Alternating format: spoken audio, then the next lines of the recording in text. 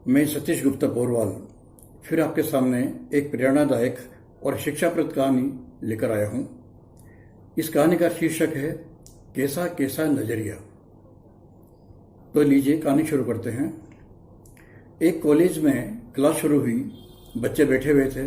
Professor साहब सामने आए और प्रोफेसर साहब ने कहा कि आज विषय से हटकर आज आपका जनरल नॉलेज का टेस्ट लेंगे। पहले तो टेस्ट के बारे में बच्चे घबराए, लेकिन जब मालूम पड़ा जनरल नॉलेज तो उन्होंने कहा ठीक है, ले लीजिए सर टेस्ट। प्रोफेसर महोदय ने कहा कि अपनी अपनी कॉपी में से एक एक पेज निकालिए, एक एक प्रश्न निकालिए और उस पर अपना नाम लिख लीजिए। पेन साथ में रखिए, मैं प्रश्न पूछूंगा, उसका जवाब आपको देना है। प्रोफेसर साहब ने सबसे पहले अपने बैग में से एक पेपर निकाला, उसको बोर्ड पे लगाया और उससे उनसे बोले कि देखिए आपको क्या दिखाई दे रहा है। बच्चों ने कहा सर ये चंद्रमा का फोटो है, चंद्रमा है ये। चलिए ठीक है, अब इस चंद्रमा के बारे में आप क्या देखते हैं, क्या सोचते हैं, एक लाइन में आप अपने इस पे कागज पर लिख दीजिए। सबने लिख दिया। इसके बाद प्रोफेसर साहब ने वो कागज हटाया और दूसरा कागज निकाला। उस दूसरे कागज में एक जिसे हम बोलते सीनरी थी, वो उन्होंने बोर्ड पे लगाया और बच्चों से पूछा कि अब बताइए आपको क्या दिखाई दे रहा है। बच्चों ने देखा, बोला सर लिख दें। बोला हाँ ठीक है, ये भी पेपर पर लिख दीजिए आपको क्या दिखाई दे रहा है। फिर उन्होंने वो पेपर वापस रखा बैग में और तीसरा पेपर एक और निकाला, उसको भी बोर्ड पर लगाया। अब फिर बोले बताइए बच्चों आपको इसमें क्या दिखाई दे रहा है। बच्चों ने बड़े गौर से देखा, देखते रहे और उन्होंने लिखना शुरू किया। जब सब बच्चों ने लिख लिया तो प्रोफेसर साहब ने वो कागज भी अंदर रख दिया। अब उन्होंने कहा कि सब पेपर इकट्ठे करके लाओ, मेरे पास लाओ यहाँ पर। वो पेपर सब लाए गए। प्रोफेसर साहब ने देखा और देख करके उन्होंने कहा कि मैं देख रहा हूँ कि पहले वाले प्रश्न में लगभग 85 से 90% बच्चों ने लिखा है कि साहब चंद्रमा में हमें दाग दिखाई दे रहा है, इसमें दाग दिखाई दे रहे हैं। चलिए ठीक है। दूसरे प्रश्न के बारे में बच्चों ने लिखा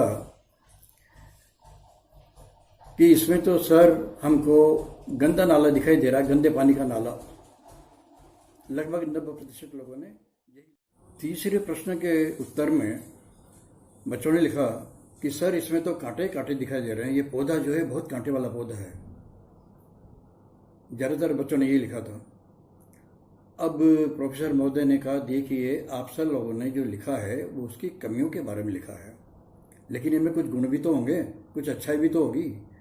चंद्रमा में आपने देखा दाग है, धब्बे हैं, लेकिन आपने उसका जो बाकी का हिस्सा है वो नहीं देखा। हमें रोशनी मिलती है, शीतलता मिलती है चांद से, वो इसी हिस्से से तो मिलती है। ये गुणों से भरपूर है। चांद सा मुखड़ा जब हम बोलते हैं तो उसकी सुंदरता के बारे में ही तो बोलते हैं। दूसरा प्रश्न के बारे में आपने लिखा गंदे पानी का नाला है, लेकिन उसके आसपास आपने पेड़ पौधे देखे जिसमें तरह तरह के रंगीन फूल खिले हुए हैं। लगता है बहुत ही सुगंधित फूल है ये। पूरी क्यारी बनी हुई है, आम के पेड़ लगे हुए हैं, अमरूद के पेड़ लगे हुए हैं, उन पर आपने ध्यान नहीं दिया। आपको केवल गंदे पानी का नाला दिखाई दिया, अच्छी चीज आपको दिखाई नहीं दी।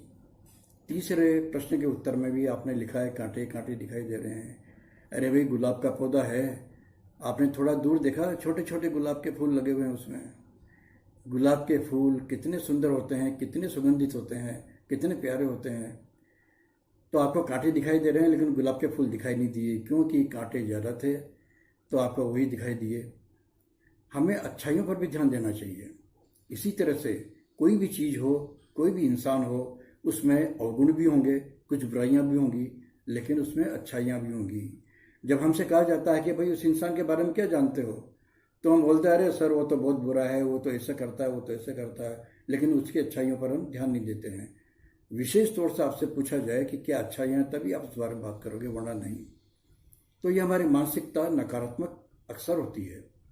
इस नकारात्मक मानसिकता को हमें बदलना चाहिए सकारात्मक मानसिकता में।